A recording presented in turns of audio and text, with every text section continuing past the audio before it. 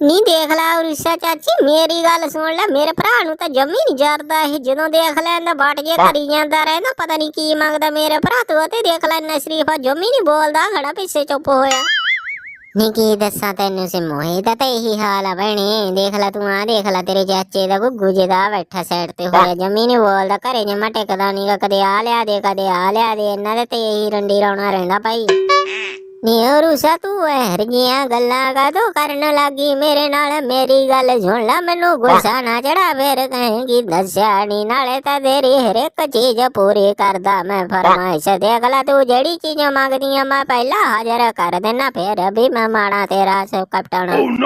ਓਏ ਕੈਪਟਨ ਚਾਚਾ ਮੇਰੀ ਗੱਲ ਸੁਣ, ਮੈਂ ਹੀ ਕਹਿਣਾ ਹੁੰਨਾ ਵੀ ਭੈਣ ਪਰ ਉਹ ਫਿਰ ਮੈਂ ਇਹ ਗੱਲ ਮੈਂ ਕਹਿ ਦੇਣਾ ਜਦੋਂ ਮਾੜਾ ਇਹਨੇ ਸਾਰੇ ਟੱਬਰ ਨੂੰ ਮਿਰਚਾਂ ਲੱਗ ਜਾਣ। ਮੈਂ ਕਹਿਣਾਗਾ ਵੀ ਇਹ ਬਾਗ ਜੇ ਹੁਣ ਇਹਨੂੰ ਘੱਟੋ ਘੱਟ 2 ਸਾਲ ਹੋ ਗਿਆ, ਇਹਨੂੰ ਜਮੀ ਨਹੀਂ ਜਾਣ ਦਾ ਨਾਂ ਲੈਂਦਾ। ਇੱਥੇ ਲੈਂਦਾ ਨਜ਼ਾਰੇ ਬੋਲੇ, ਕਦੇ ਆ ਲਿਆ ਦੇ, ਕਦੇ ਆ ਲਿਆ ਦੇ।